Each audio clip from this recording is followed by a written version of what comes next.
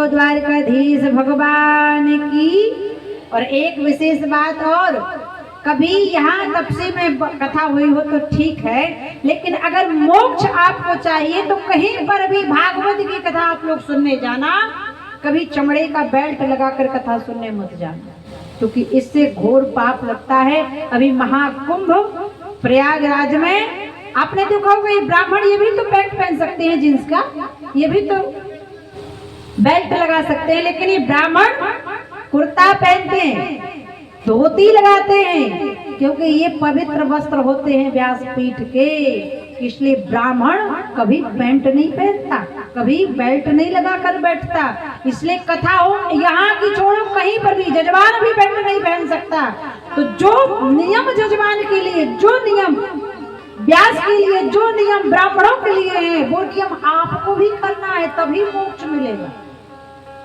जो कथा सुनने जाओ, जितने दिन कथा सुनने जाओ, अगर पैंट ढीला है, लूज है, तो रस्सी बांध लेना, लेकिन चमड़े का बेल्ट लगा के मत जाना, नहीं तो इससे बड़ा कोई पाप नहीं है। गोविंद की कथा, भगवान गौ का पालन कर रहे हैं, और गौ के बने चमड़े से अगर बेल्ट लगा कर जाओगे तो गोपाल की नजर तिरछी हो जाएगी प्यारे, सारे बनने वाले काम बिगड़ जाएंगे। इसलिए ध्यान रखना, आज के बाद खबरदार और सावधान।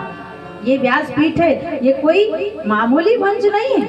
ये ब्राह्मण मंत्रों के द्वारा मेहनत करते हैं, ब्राह्मण मंत्र के अधीन देवताओं को कर देते हैं। ब्राह्मणों ने मंत्र जब बोले होंगे बैठकी के दिन, तो इन वेदियों पर आकर ब्रह्मा विष्णु महेश 52 शक्ति पीठ, सारे के सारे देवता यहाँ पर बैठे हुए मंत्रों के आधार पर। कल विसर्जन होगा, तब वो अपने धाम को जाएंगे। इसलिए विशेष ध्यान रखें। बोलो वृंदावन बिहारी लाल की।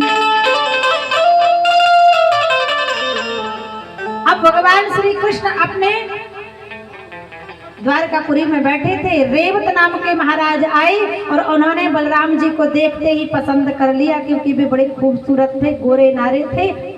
और उनको देखा, जिनके घने घने बाल, गोरे गोरे गाल, सुंदर सी छवि, बलदाऊ जी को देखा, अपने रेवती बिटिया का विवाह कर दिया। बोलो रेवती मैया की। दाऊ का विवाह हो गया। अब विदर्भ देश के राजा, जिनकी पुत्री का नाम रुक्मणी, पुत्र का नाम रुक्मी, रुक्मी अपनी बहन रुक्मणी का विवाह कराना चाहता था अपने मित्र शिशुपाल से, और रुक्मणी जी को पसंद थे भगवान कृष्ण। रुक्मणी जी को पसंद थे भगवान कृष्ण। और रुक्मणी जी ने एक पत्र लिखा, और पत्र लिखकर ब्राह्मण को दिया कि जाइए द्वारकाधीश को देकर आइए कि रुक्मणी आपसे विवाह करना चाहती है और किसी से नहीं करेगी, नहीं तो प्राण त्याग दे। अब पंडित जी लेकर गए। ब्राह्मण एक ऐसा है जो सबसे विश्वास पात्र है, आप ब्राह्मण पर विश्वास कर सकते हो। रुक्मणी जी ने ब्राह्मण पर विश्वास किया, पत्र लेकर भेजा। बहुत समय हो गया, पत्र का कोई जवाब नहीं आया। रुक्मणी जी रोने लगी, चिट्ठी न कोई संदेश, और ना जाने कौन से देश पंडित जी चले गए। अभी तक नहीं आए पंडित बाबा, कहाँ रह गए? क्या उनको द्वारकापुरी नहीं मिली? उसी